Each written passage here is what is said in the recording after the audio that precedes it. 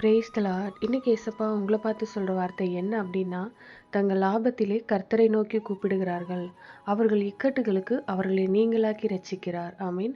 ஆபத்தில் கர்த்தரை நோக்கி கூப்பிடும்போது கர்த்தர் ரட்சிக்கிறார். அப்போ நீங்க ஆபத்தான நிலைமையில இருக்கீங்க அப்படின்னா, உங்களுக்கு ஒரு விடுதலை தேவை, ரட்சிப்பு தேவை. அப்படிப்பட்ட சூழ்நிலையில இருக்கீங்களா? கர்த்தரை நோக்கி கூப்பிடுங்க. பேதுரு இருக்கார்ல, ஒரு பெரிய ஆபத்துல மாட்டிக்கிட்டார். இரவு நேரம் அப்படியே ஒரு பெருங்காற்று வீசுது, கடல் கொந்தளிக்குது, அப்படியே உள்ள அமிழ்ந்து போறார். பயந்து அமிழ்ந்து போகிற நேரம் இயேசுவே ரட்சியும்னு கூப்பிட்டார். ஆண்டவரே ரட்சியும்னு பேதுரு கூப்பிட்ட உடனே ஆண்டவர் தன்னுடைய கரத்தை உடனே நீட்டி அவனை தூக்கிட்டாரு. அப்போ ஆபத்தில் அவரை நோக்கி கூப்பிடுகிறார்கள், அவர்களை ரட்சிக்கிறார்.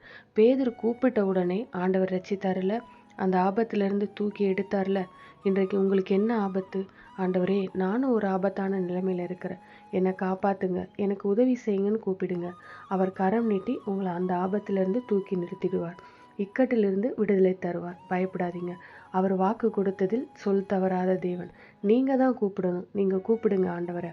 ஜெபத்தில் அவரை நோக்கி கூப்பிடுங்க, உடனே உதவி செய்வார். ஜெபிக்கலாமா?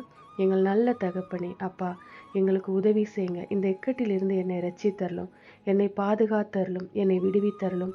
இயேசுவின் நாமத்தில் இன்றைக்கு ஒரு அற்புதம் நடக்கட்டும்பா. விடுதலை உண்டாகட்டும். இயேசுவின் நாமத்தில் ஜெபிக்கிறோம் பிதாவே. ஆமீன். God bless you.